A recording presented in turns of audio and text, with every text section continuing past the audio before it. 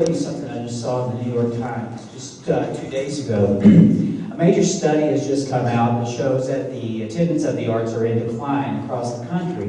But what's really interesting about this to me is down toward the end of this, where it says, Randy Cohen of advocacy group Americans for the Arts said the results do not show people abandoning cultural pursuits, but walking away from the traditional delivery mechanisms. And I think that is why in Detroit today, we have a contemporary art museum that's completing a monument to an influential artist that is not going to feature his work, but instead is going to provide food, haircuts, and education programs and other social services to the general public. And that's why in New York today, we have an arts organization that has commissioned public installations by dispatching journalists to politically precarious areas around the world where she enlists artists and activists, often one and the same, to write for a website that reads more like a policy journal than an art journal. And that's why in St. Louis, an art institution known primarily for its monumental Richard Serra sculpture is turning itself into a hub of social activism, recently organizing a town hall meeting where 350 people crowded in to talk about de facto segregation, one of the city's most intractable problems. So what are we doing here in Louisville? This is why 40203 is in our name. If you don't know what the 40203 zip code looks like, this is it. It stretches from Goss Avenue, comes across the Smoketown, Old Louisville, takes a right down around the 9th Street Divide, 12th Street, and ends up all the way down in Bank and Lytle, in the port, right just shy of the Portland area. This is where I.D.E.A.S is physically located. Area zip code 40203 is the 13th poorest zip code in the nation. It is quite literally the dividing line between the developed parts of Louisville and the undeveloped parts of Louisville. It's quite literally the dividing line, if you look at census tract data, between races and classes. As we all know, we talk about economic development, how we would love to expand economic development.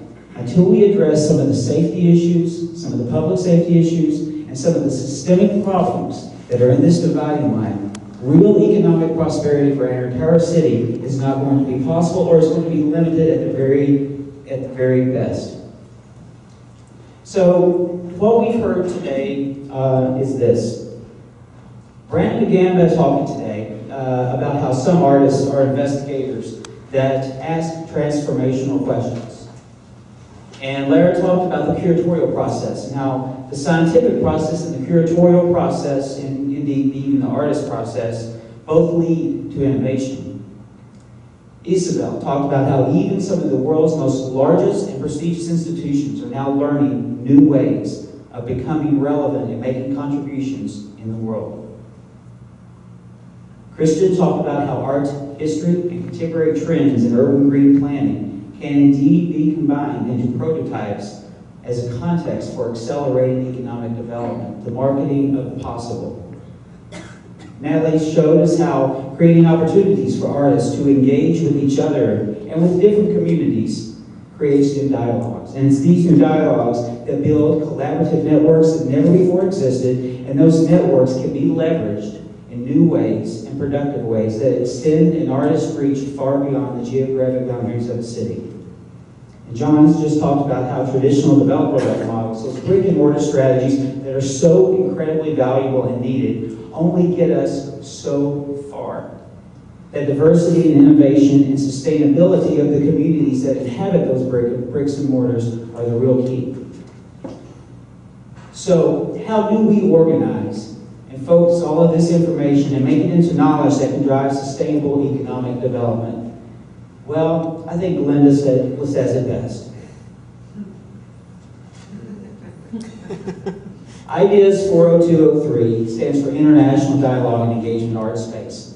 We are the first 501c6 contemporary art chamber of commerce in the United States of America. We launched last night as part of another great, what is becoming one of Louisville's real gems in our crown, the I.D.E.A.S Festival. Our partner for internationally recognized arts programming and residency programs is our sister organization in Brooklyn, Residency Unlimited.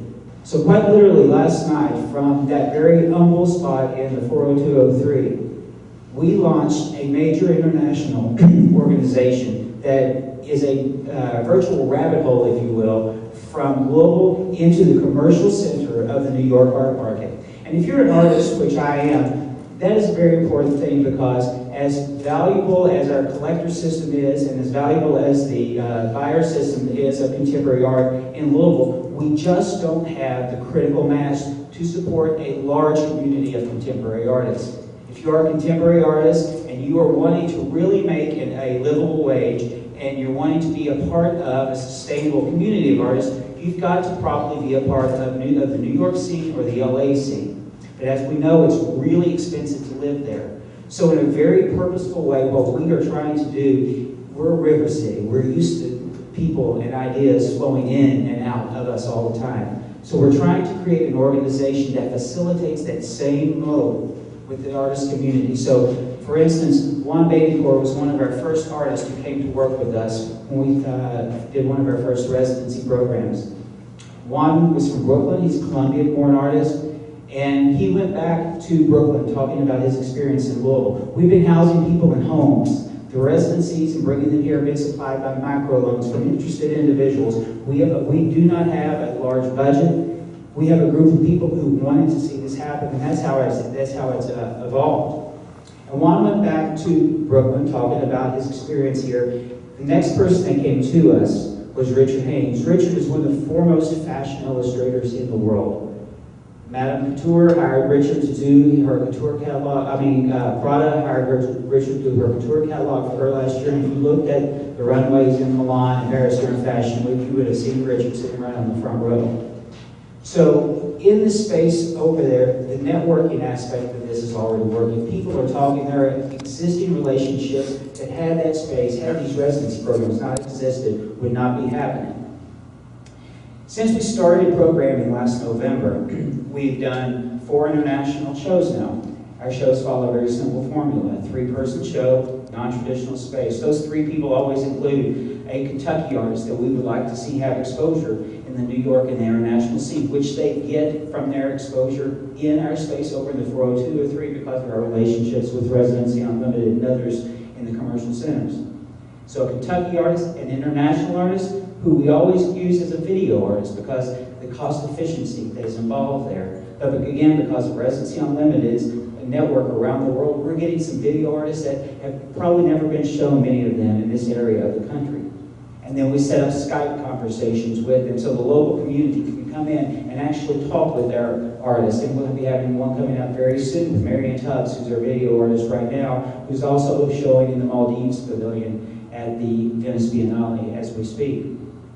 And then a New York artist. And the New York artist we always bring down for a 2-week residency because we want them to be part of this community in some fundamental kind of way. So they establish those relationships that they can go back to New York with. And our artists here have new relationships that they can parlay into the commercial center of New York. And since we began programming, over 1,000 people have attended our shows. We have had about 200,000 discrete impressions through Residency Unlimited's website about I.D.E.A.S 40203. In the month of May alone, we had over 10,000 discrete individual hits on our social media site here. And we're very heavy on social media, and Joshua Miller, sitting in the back there, is heading up that strategy. Many of you probably know Joshua from seeing him and his camera working for InFocus around the town. We've had interactions between India, Finland, Serbia, Spain, Colombia, and the list goes on to about 9 other countries just in the time that we have started last year. And it began as a very organic relationship. About a year ago, almost to this very day, we were sitting in Brooklyn and the Residency Unlimited space talking about how interesting Louisville was, and wouldn't it be fantastic if we could have some kind of formal way of connecting these 2 communities, and that's how we started. So the vision of I.D.E.A.S is to literally transform Louisville into the premier place in the United States of America for artists, entrepreneurs. We're not trying to tell everybody that this is the only way to do it. We're just saying, here's what we believe, and if you believe the same, please come join us. We want people to be able to experiment purposely, engage each other honestly, and innovate continually for the commonwealth of all of Louisville, regardless of class, race, gender, or sexual orientation. Our mission is 3-pronged. We want to promote sustainable economic development in Louisville's urban core. Everybody talks about Kickstarter. Well, the original crowdsourcing for economic development was a Chamber of Commerce. And this organization, even though the term I.D.E.A.S is new, this organization is not new, but was the old Louisville Chamber of Commerce and Visitor Center, a little neighborhood Chamber of Commerce. It's been around since 2005. We kept that same board in place. We have bed and breakfast owners. We have dismissed charity employees. We have small business owners from that little community of Louisville who voted last month to change the vision, mission, and values of their neighborhood organization to support this, and we partnered with Residency Unlimited. So, as a Chamber of Commerce, we're about networking, and we put contemporary art exhibitions at the center of our network, and many of you here have got to experience that over the last year, because art is something that engages people in dialogue, and truly, engagement and dialogue are the things that lead to sustainable economic development. The second prong of our mission is to develop new working relationships between artists and corporations. I have a law degree and a master's in healthcare administration. I was in corporate America for a long time. But I'm also an artist. And I've often thought that there is something missing in this paradigm, this thing that says artists are just these kind of lackadaisical, kind of weird creatures who sit in their studios and hold their hand out for corporations to throw money at them, and also for corporations to kind of look at artists as just good marketing, because it's tapping into some type of demographic that they think has some kind of halo effect, but they're not really sure they can't really quantify.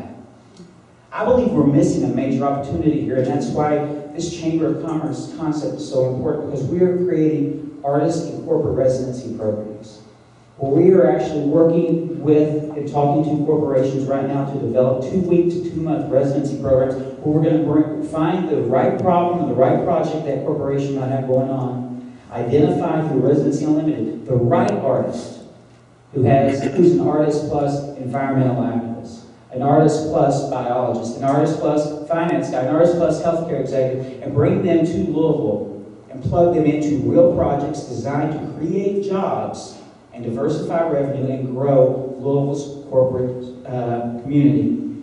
We're going to be offering creativity consulting to business, and we're going to be offering business training for artists, teaching them how to start their own for-profit business, teaching them how to negotiate a contract, do marketing, types of things that anybody needs to know if they want to contribute to the economy in significant ways.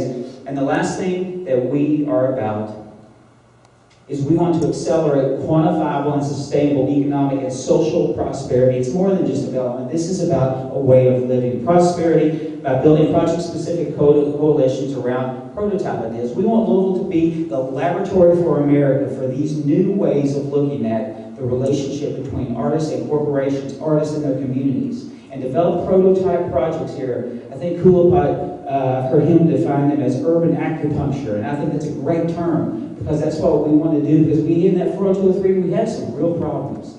We can develop some prototype programs by working together that could then be measured, quantified, and once you've got some measurements, and once you've got some real quantifiable data on many levels, you've really got something you can talk about in a larger sense. You've got something you can bring major economic development to, because you've been able to quantify it. Anecdotes only get you so far. And so a couple of the things that we're working on right now is called the Awesome School. And the Awesome School is kind of based on like the Leadership Louisville's Ignite program. But what we're going to be doing is working with the businesses here who want to send their employees every couple of weeks for about 6 months for 2 hours over to our idea space. The first hour is going to be a Skype interaction with some of the most creative contemporary artists working around the world, where we set it up with Residency Unlimited. And the second hour is going to be creativity exercises designed for business. And at the end of those 6 months, as a class, we're going to develop one collaborative project designed to make Louisville a more awesome place to be. It's a pretty simple idea, right? The other idea we're working on is I.D.E.A.S Urban Green, and that's why Christian and Isabel are here. We have a major opportunity for tourism in 2016 with a potentiality partnering with the Louvre and Versailles on a show that ties together historical aspects of urban farming and scientific farming with movements in urban green trends in our city planning. And I think it's a heck of an opportunity for us here. And again, all of these designed to make Louisville stand out as the entrepreneurial capital of America for a very specific set of people. So our three-pronged mission: member-based form of social practice art, develop new working relationships between artists and corporations, and to quantify what we are doing in such a way that we can show and measure the impact that we've actually had. This conference is called "The Boom is Over, Long Live the Arts," based on an article that Colin Cotter, longtime art critic for the New York Times, wrote in 2009. And most of you in the room remember what was happening in 2009. The economic world was falling down around our ears. And what Colin said was this: that this is a moment for artists to become, again, more than just the makers of objects. It's an opportunity for artists to reinvent themselves and reinvent the world around them. He says there will be many, many changes for art and artists in the years ahead. And trying to predict them is like trying to forecast the economy. You can only ask the questions. Will the art industry continue to cling to art's traditional analog status, to insist that the material viable object is the only truly legitimate form of art? Will contemporary art continue to be, as it is now, a party supply shop for the Love Boat crew? Or will artists and teachers and critics, artists, teachers, and critics, jump ship and swim for land that is still hard to locate on existing maps and make it a home and workplace? And he goes on to say, I'm not talking about creating 60s-style utopia. I'm talking about carving out a larger place in culture where the condition of abnormality can be sustained, where imagining the unknown and the unknowable, impossible to buy or sell, is the primary enterprise. Crazy, says anyone with any business sense. Right. Exactly. Right.